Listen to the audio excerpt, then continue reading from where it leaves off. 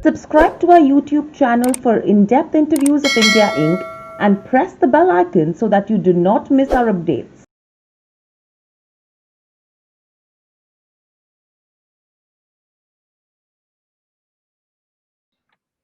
Hello and welcome to Nirmal Bang, ladies and gentlemen. I'm Hiral Dadia. We have with us Mrs. Padmaja Reddy, founder and managing director at Spandana Spurti Financial Limited, joining in.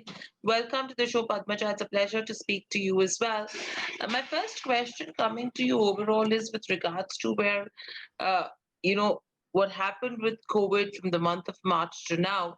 We have been faced with unforeseen, effects of this pandemic, and if you talk about the growth story of our country as well, it's at the mercy of an unprecedented economic downturn for India. Clearly, if you talk about FY19 and 20, we were already somewhere in that phase of slowdown, and you had COVID, which actually uh, came as a spoil sport once again. What is your view of this entire scenario that we've seen and the transition from March to now? Thanks, Nirmal, for having me. It's my pleasure. Yes, the COVID began in March. The situation, if I look at like what it was in March and what it is today, there is a big difference. So, in my last 22 years of microfinance experience, this is the first time that we were to shut down all our operations, and we were to close down, and voluntarily on our own we could not go for collections. So it was a panic situation. So it was very, very scary. So there was no outlook, like there was we were not able to understand like when the situation resumes. But fortunately, like after 18 days, like there was a Ministry of Home Affairs circular which allowed microfinance operations to operate. Hmm. We have seen several crises in the past during demonetization. Some of the MFIs who did not do collections subsequently, when they went back, some of the borrowers they said that like we were more than happy to pay you like in the last month, but you did not come. Like we don't have money. So I expected that like similar situation might really come. But again, this time I think like the response from borrowers is very, very positive. So I look at like three, four reasons for this. One, fortunately, agriculture has done extremely well this year, and Hmm. 80% of our borrowers like they are dependent on agriculture.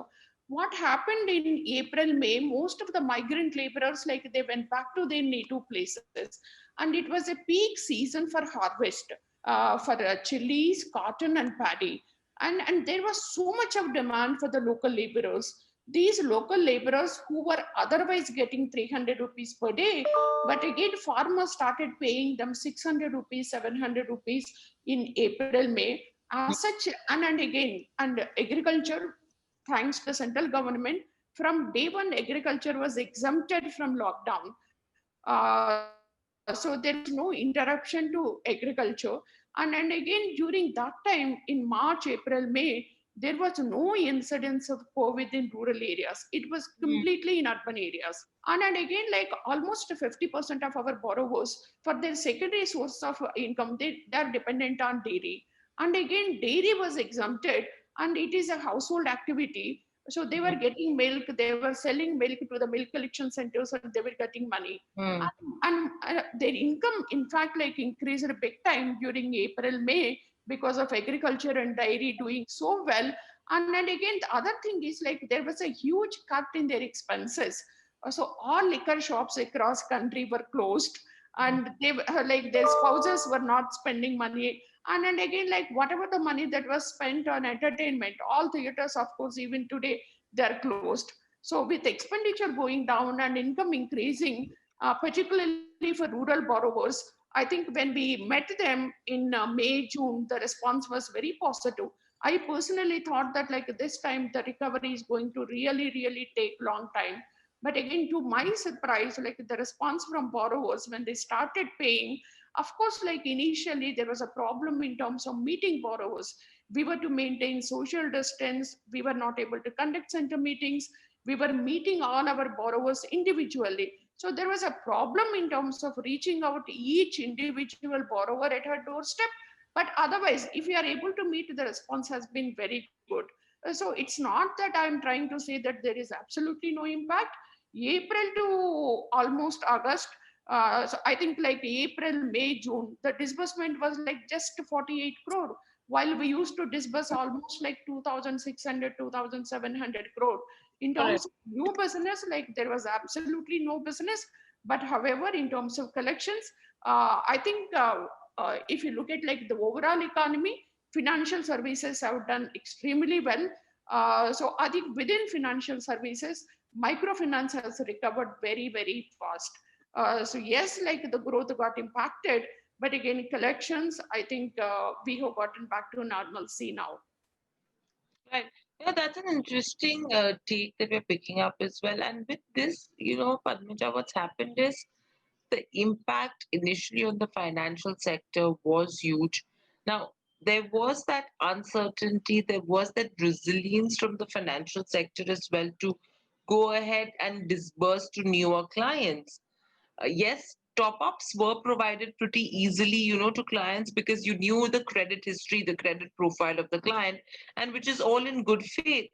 Now, taking that into consideration, how was the behavior of the microfinance industry as a whole? Was there resilience, or is there still resilience towards newer clients? And is it still easy to go ahead and disburse right now, mainly to clients who are already with you, where you just have to do a top up?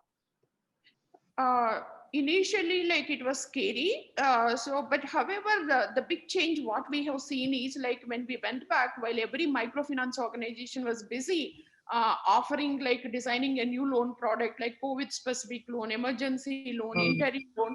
But when we went back to the borrowers, like there was no much of demand for loans, they were not asking for loans. So Mhm. they were in fact like not clear, if I take a loan now, whether I can properly utilize this loan, because there Mm. are rumors that there could be a lockdown, second lockdown, third lockdown. So the borrowers did not ask for a loan, rather like they started repaying their loans. I think like now, having seen many more crises and having seen microfinance organizations staying with them, servicing loans, giving them loans, now they realize that microfinance organizations, fly by night operators, they have the ability in terms of raising funds even after a crisis situation.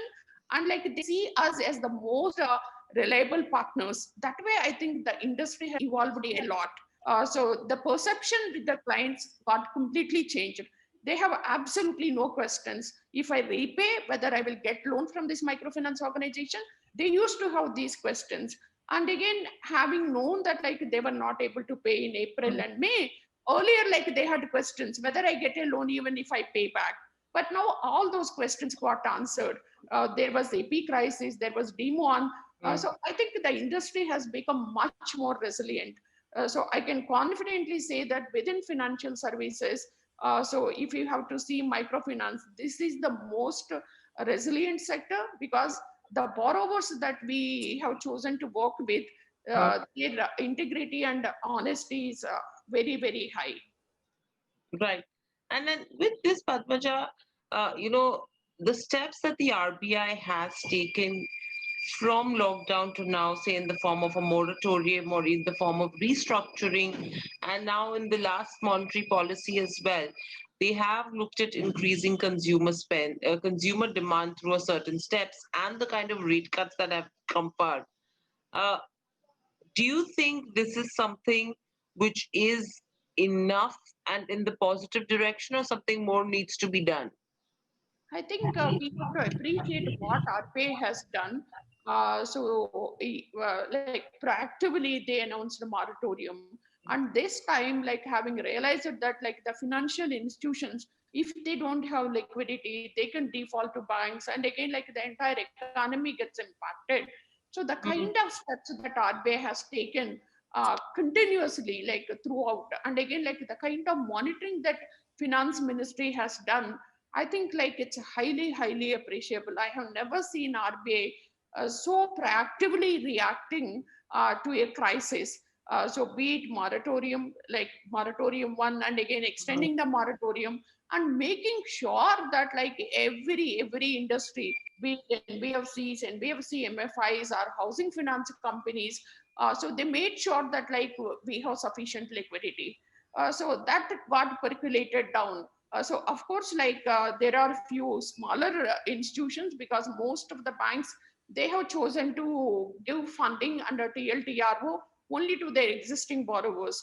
So some of the institutions, like if they don't have access to large public sector banks, because private sector banks did not participate in TLTRO. So if you have access to bank, I think like we were able to raise money from be it NABARD or like all other public sector banks. So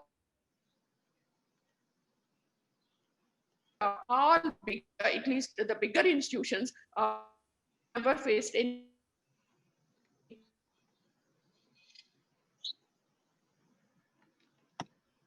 in terms of through SIDBI by various means, like in terms of giving guarantee to the banks, fund, all kinds of efforts that RBI has taken up are highly appreciable. Right.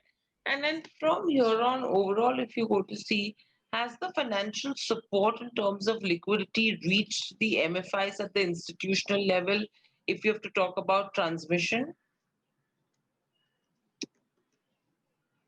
Yes, so like in the last 6 months, like we alone raised 2,400 crore from multiple sources. So I cannot say that as it used to be before COVID. So banks have become much more like, like we have to knock each and every. This is by two or threefold. So like you, the follow-up that has to be done with each and every bank is enormous. So they want to know like what is the collection efficiency. They were very sure like we were doing so great like pre-COVID, but now like with so many uncertainties, banks are really taking time. But again, so we are able to raise money whatever is required. So much more effort is required with what it used to be. Right. And Padmaja, with this, how is the repayment rate looking like, taking the moratorium into consideration? So in April, of course, like almost till month end, we were not able to go and do collections. It was very bad. Like we were able to collect only 2% of the total demand. So when it comes to May, like it increased to 20%. And then again, June, July, like it was 60% and 75%. But again, by September, we were able to hit 98 to 100% in 14 states out of 18 states. So this time, like all southern states are doing extremely well.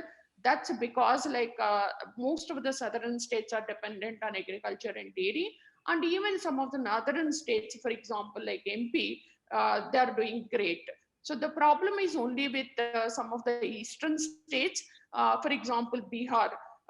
So of course, like I was very scary about how Bihar is going to perform, because most of the migrant laborers, they went back, and our borrowers, like they have dependency on their spouse's income, and like they didn't have any income. But again, Bihar initially has done extremely well for a simple reason. So most of our borrowers that are dependent on dairy, and their income was very much intact. Okay. Consequently, Go on. workplace. And again, like, there were floods. So Orissa got impacted by frequent floods, and again Bihar got impacted by frequent floods, and same as Kerala. So some of these are still at between 90 to 95%. I think by October end, we are expecting almost every state to hit 90.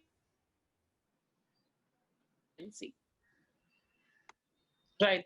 And Padmaja, overall, what's happening is there is a strong desire to offer emergency loans to clients by MFIs as well at this point in time. Do we have enough funds right now, or do you think a fundraising is something that could be on the cards?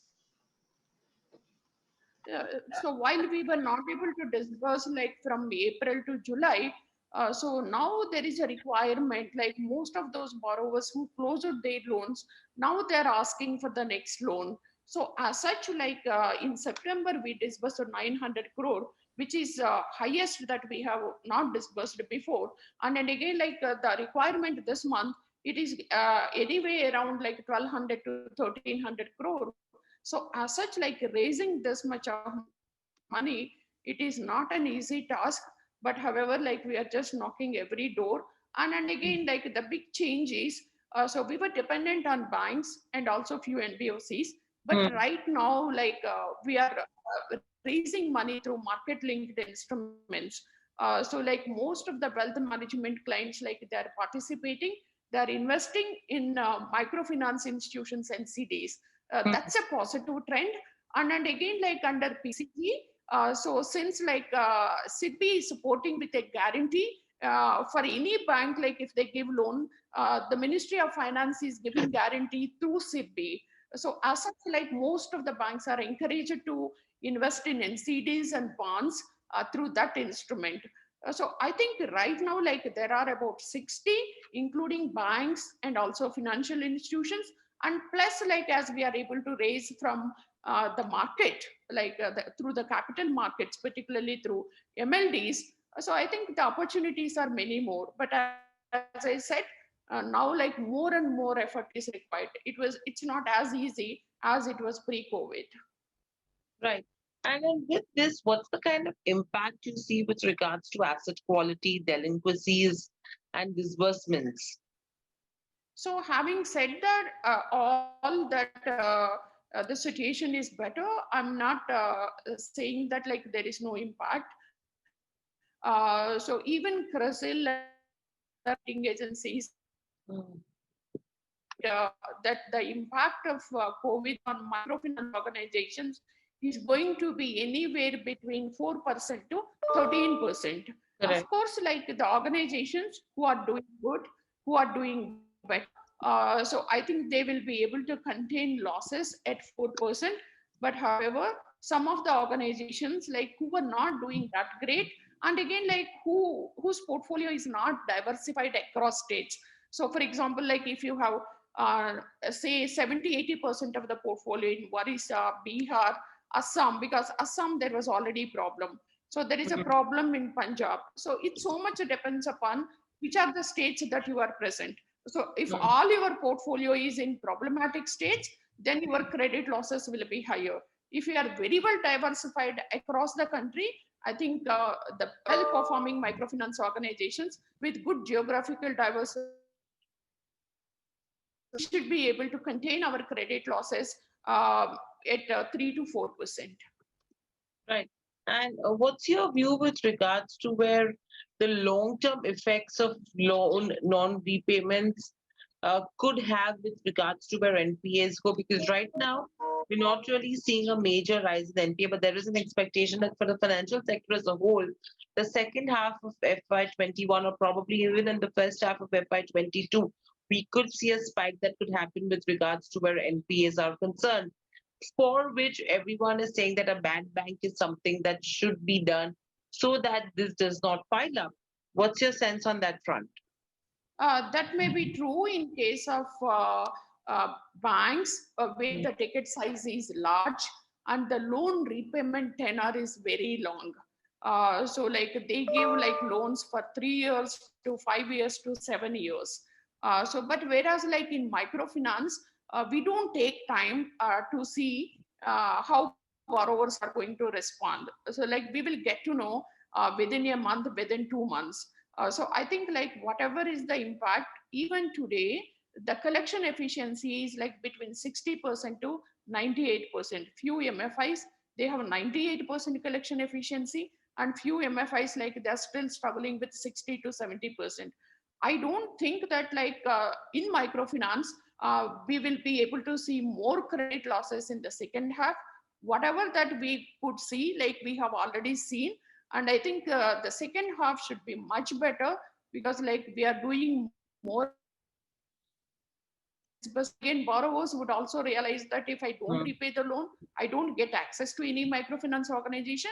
Now they understand that like if we default, Now we can classify them as, which was not the case till August, because you cannot classify any borrower as a overdue borrower or like as a whatever NPA borrower till August. But right now, like everybody knows that if they don't pay, so they will be classified and they just lose access. I don't think that, like, at least for microfinance sector, so